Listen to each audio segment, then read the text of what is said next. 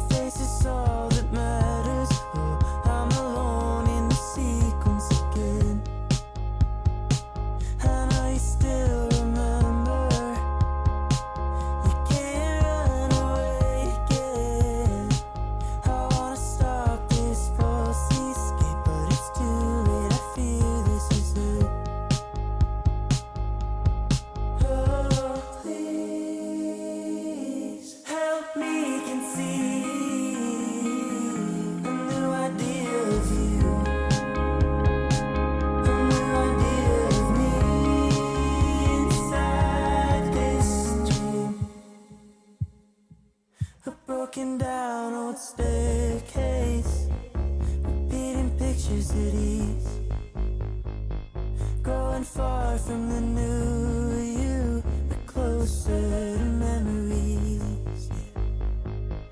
It's not a bad new feeling, but it's tearing apart. We're back from the store and I got 4 books. I only wanted to get 2, but I got a really good deal on these 3. So first I got Sharp Objects by Gillian Flynn.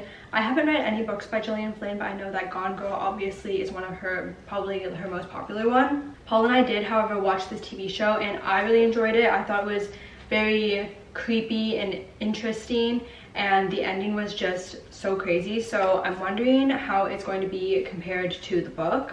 I was kind of surprised though because this is pretty short. It's under 300 pages. So I'm wondering if the show just had more detail or if they are able to put all the detail into the book, which would be very impressive. So this story is about Camille. She is the FMC and she's a reporter that goes back to her hometown to investigate some murders of 2 teenage girls. And she doesn't like going to her hometown. She has a difficult relationship with her parents and she also has a little sister that she doesn't know well at all. But I guess she's willing to deal with her family and her past to figure out the mystery of these 2 girls. I'm really looking forward to reading this and I feel like it's a perfect time to get into this kind of creepy thriller vibe.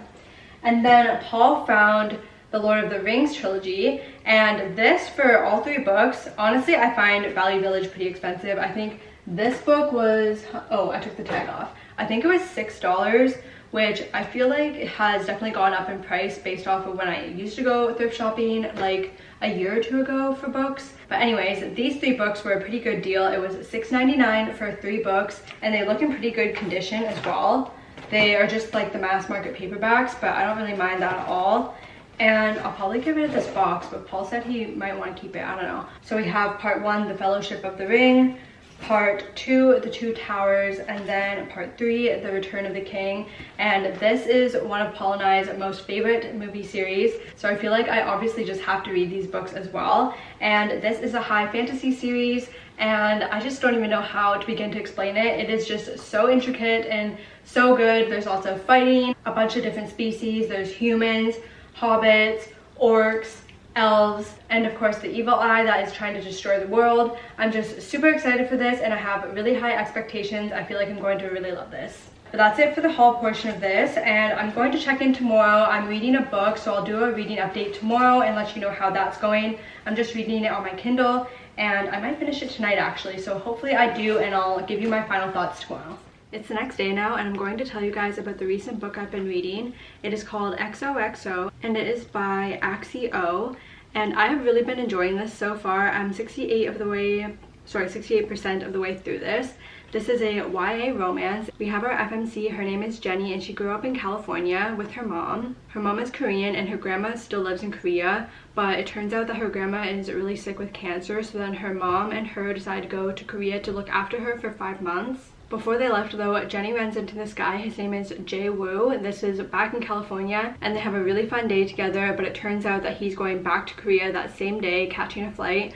So she's pretty sad about that because she hasn't really had a boyfriend or anything, and this is the only guy she's really connected with and felt comfortable with and whatnot. And even though she got his number, he never texted her back after she messaged him. But when her and her mom go to Korea to help out with her grandma, she goes to a boarding school, and it turns out that this guy Jae-woo is also at the same boarding school.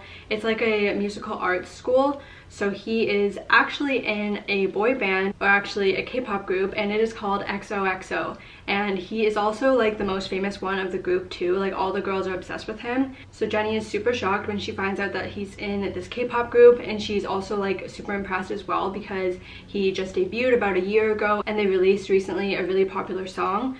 But it is kind of weird when they first meet up again because he pretends he doesn't really know her, and it turns out that he does this because he doesn't want paparazzi or gossip to be going around the school or just around like in the news media at all in general because of his like fame and whatnot. His plan though was to have a secret friendship with Jenny, which I was kind of like, I don't really like the sounds of that because why should she have to like hide around with this guy? But I've been pleasantly surprised with how everything has actually been turning out because this secret friendship has kind of turned into a secret relationship, and it's just sweet, and I'm finding it pretty endearing because it's just that cute young love high school romance situation going on. But the third act breakup did just occur, so I'm wondering how that is going to be resolved because Jenny seems pretty upset with what happened. But I'm looking forward to finishing this in the next few hours. I think my Kindle said I had an hour and a bit left, 1 hour and 9 minutes left in the book. So I'm gonna finish this up. I really hope it has a good ending, and I'll give you guys my final thoughts afterwards.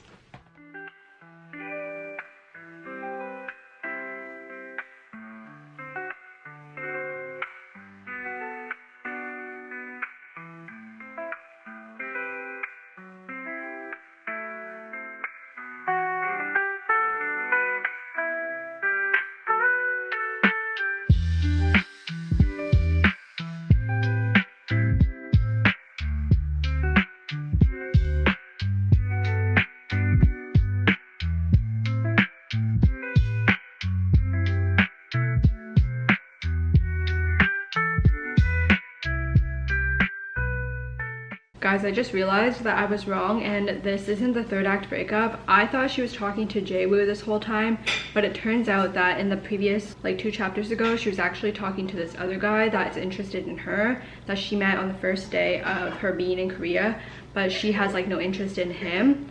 But I was just mistaken because she was talking to Jae-woo like right before it, and then like quickly turned over to talking to the other guy. So yeah, I just missed it. So there is no third act breakup as of right now, at least. Okay, I'm back and I had to change my shirt because during lunch I got a stain on my other one. But I finished XOXO and this was so cute. I really enjoyed this book and I felt like it was a pretty good ending. Very realistic. Honestly, I do kind of wish things went a little bit differently just because of the found family aspect.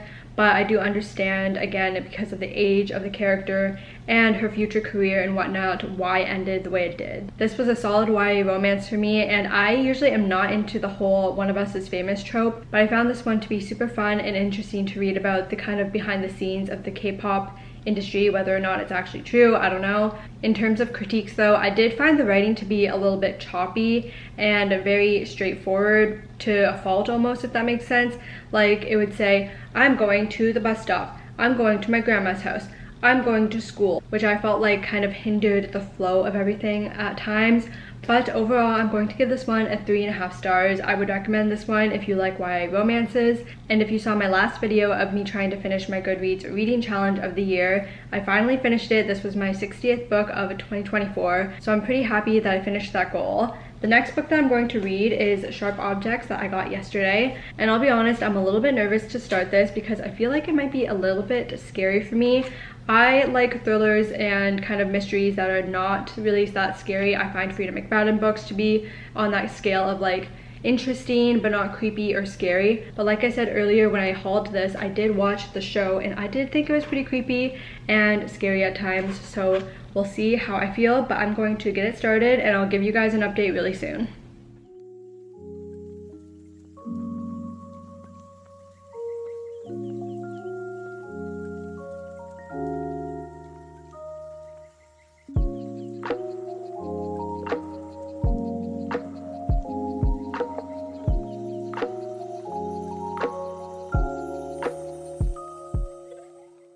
I'm halfway through Sharp Objects and I will say this is a lot darker than what the show depicted, but it is, other than that, I would say it is pretty similar to the show in terms of like characters, plot and whatnot.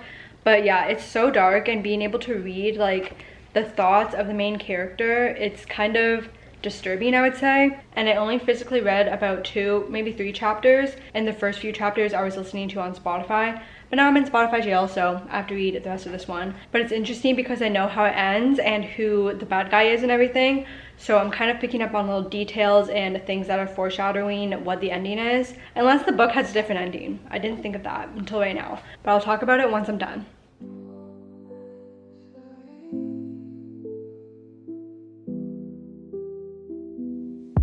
Stars are blue with a soft glow, lighting up the night. Peaceful stream,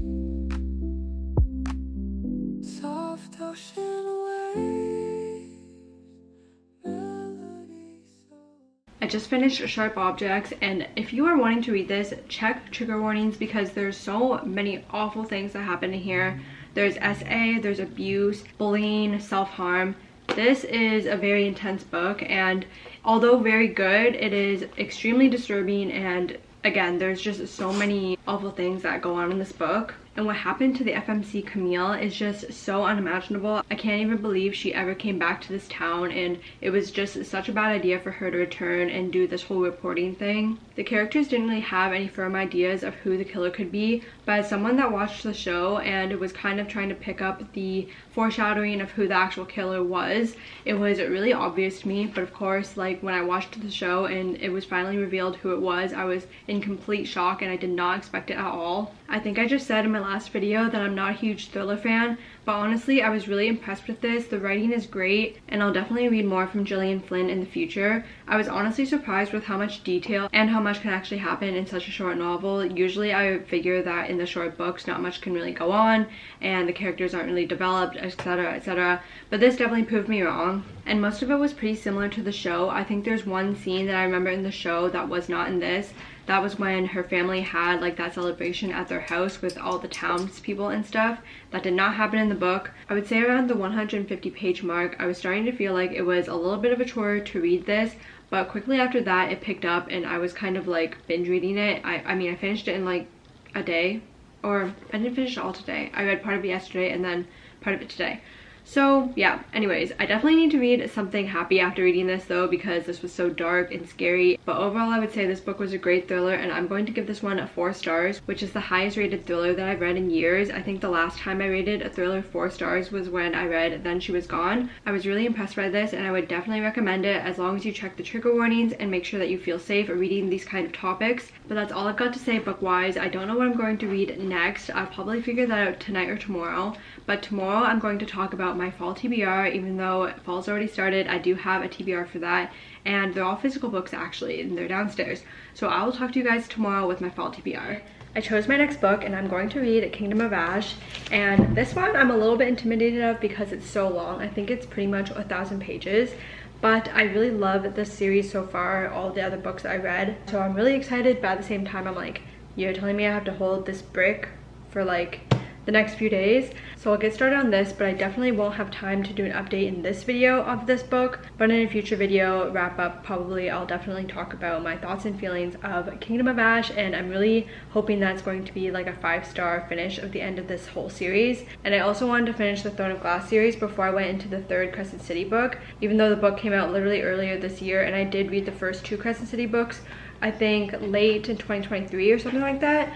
or maybe at the start of 2024, can't remember exactly now. But I saw a spoiler that SJM put on her Instagram actually, and I feel like it probably made more sense to read the Throne of Glass series first before I got into that last book. This morning I've also been doing a little bit of shopping in one of my favorite shops. It's called Jamie Page Doodles. I have so many stickers from them and a few bookmarks, like this is from them as well. And she came out with a new bookmark line, and I'll show you guys here. These ones are actually the ones that I wanted, the little ribbon ones, and they're sold out. So I might just wait until Christmas to see if they'll be back available again. These long story short ones, I believe they're magnetic, but they're really cute and you just put them over top of the page. And also these wavy ones I really love. She's put a few different versions of this out, and I wanted the blue one, but unfortunately it's also sold out. So yeah, I think I'm just gonna wait till around the Christmas time, maybe like Black Friday or something. And also maybe closer to the holidays, she'll come out with another collection that's more festive or whatever. So I'm just going to wait it out for now. I think the last thing I'm going to talk about in this bookish vlog is my fall TBR. So I'm going to bring you guys over to the stairs and talk about all the books that I want to read this fall. Okay, so here are all the books that I want to read this fall. I'm only talking about some of the physical books that I own. I'm just trying to get through my physical TBR, even though there's also a bunch of books on Kindle that I also want to get to this fall, but I'm trying to focus on what I actually have on my shelf. But here they all are. The first book I really want to read is Dune, which I feel like this might be a little ambitious because I honestly am a little bit intimidated by this, but I think I might actually wait till November to start this because that's when my Spotify audiobook listening refreshes, and then I can get started with this following along with the audiobook. And I've watched both of the movies that came out. I wasn't the biggest fan of the first one, but the second one I really loved, and I thought it was very interesting, and I loved the whole world and everything. I feel like the first one was a lot of just like building the whole world and trying to figure out all the characters and who everyone was and whatnot, which obviously makes sense. But yeah, I'm really excited for this, but also a little bit nervous. The next book that I want to read is The Prison Healer, and also with all of these books, you may have seen them in previous videos from this year, just because I've collected them through the year and I haven't got to them yet, so that's why they're on this TBR and whatnot. But I remember a lot of people were praising The Prison Healer. I can't remember exactly when this was, but it's like a fantasy kind of, is it romance? I can't remember, maybe. It also looks like it's a trilogy, so I think it's also young adult as well, but I have high hopes for it, and I'll definitely let you guys know my thoughts when I'm done. And then I have From Blood and Ash. I think I got this last Christmas, and I've heard very mixed reviews about this one. Some people have said that it's better than Akatar. Some people have said there's no plot and it's pointless and that it's just really bad. So I don't know what I'm going to think, but this is a fantasy romance and also part of a pretty big series. I think there's 4 books out, maybe 5, but I haven't read anything by JLA, but she does have a few series that seem interesting to me. So I'm going to start with this one and see how it is, and then maybe I'll go to those other ones as well. I don't know if they're interconnected or anything, but yeah, I'm going to start with From Blood and Ash, and hopefully it is really good. And next I have None of This Is True, and this was probably one of the very popular thrillers in 2023, I would say. I remember it being on a lot of lists for Goodreads, I think, and overall just really popular online, like on TikTok and Instagram. But I've read one other book by Lisa Jewell, and I gave it 4 stars. This was like 3 or 4 years ago that I read it, and I was really impressed by it. Actually, it was Then She Was Gone. So I don't know why I haven't picked this one up yet, because I also believe I got this last Christmas, but I still haven't started it yet. So hopefully soon, within the next month and a half, I'll get to this and finish it, and hopefully it's really good. Again, I've heard a lot of people love this, but I've also heard a lot of people really hate this, so I'm eager to see where I stand on None of This Is True. And then I just mentioned this, but I want to read House of Flame and Shadow. This is also a huge book, so this is pretty ambitious, I would say. And I also have to get through that last Throne of Glass book first. So I don't know if I'll be able to get to this in the fall, but I'm really hoping I can, because it came out so long ago, literally at the start of the year, and everyone was talking about it, and I was trying really hard not to read any spoilers. I did see a few, but I feel like overall I don't really know what's going on in this. Out of all of the series by SJM though, I feel like I didn't like Crescent City as much as ACOTAR or Throne of Glass. I would say ACOTAR was number 1, Throne of Glass number 2, and then Crescent City 3. So far at least, unless this book is just really great. And then lastly, I want to read Winter Garden, which I talked about this book in, I think, my last video. And my mom let me borrow this, so I'm really happy about that. And I love Kristen Hanna books. I read 2 of them, both 5 stars, so I feel like I'll also give this one a 5 star too. And I know it says winter, and I'm wanting to read in the fall, but I'm thinking like the fall time, like November, closer to December, and that's like winter time to me. So I really hope that this is also going to be another 5-star book for me from Kristen Hanna. Those are all of the books on my fall TBR, and this is also going to be the end of the video, so thank you guys so much for watching. If you've read any of the books mentioned, please let me know your thoughts of them in a comment down below. Also, don't forget to give this video a like and subscribe to my channel for more book content, and I'll see you guys in another video next week. Bye!